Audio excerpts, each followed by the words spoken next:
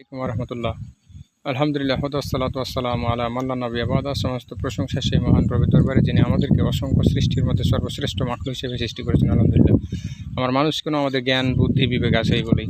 আপনাদের কিছু প্রশ্ন: গণতন্ত্র এবং ইসলাম এক হতে পারে? কেউ কেউ টুপি মাথায় দিয়ে দাড়ি রেখে গণতন্ত্রকে ইসলাম মনে করে। তো আসলে কি তাই? আসলে আমি বলি, একজন ভালো মানুষ, একজন পরেজগার আল্লাহভীতি মানুষও যদি কোনো দল দিত, সে দলও করা যেত না। কেননা সেখানে আল্লাহ রাসূলের কোনো অনুমোদন নেই। তাহলে আমরা একজন খ্রিস্টান, যিনি ইসলামের চিরশত্রু, গায়রুল মাগদুবি আলাইহিম ওয়ালা যাল্লিন, আমি যারা ইহুদি খ্রিস্টান, আমরা তাদের অনুসরণ কেমনে করতে পারি? তাহারা ইহুদি খ্রিস্টান, তাদের মত, তাদের দল, তাদের নির্বাচন ব্যবস্থা, গণতন্ত্র আমরা কিভাবে ইসলামের নামে ঢুকিয়ে ইসলামী গণতন্ত্র বলতে পারি?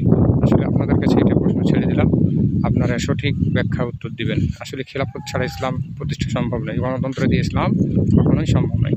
গণতন্ত্র এক জিনিস, ইসলাম এক জিনিস, খেলাফত এক জিনিস, ইসলাম খেলাফত এক জিনিস। আসলে ইসলাম এবং গণতন্ত্র একসাথে তুলনা করা যাবে না। তাই আসুন, সঠিক বুঝটা আপনাদের মাথায় দিক আল্লাহ, এবং আল্লাহ তাদের সঠিক জ্ঞানটা যেন মাথায় ঢুকিয়ে দেন। আল্লাহ আমিন। আজ এই বলেই, আসসালামু আলাইকুম রহমতুল্লাহ।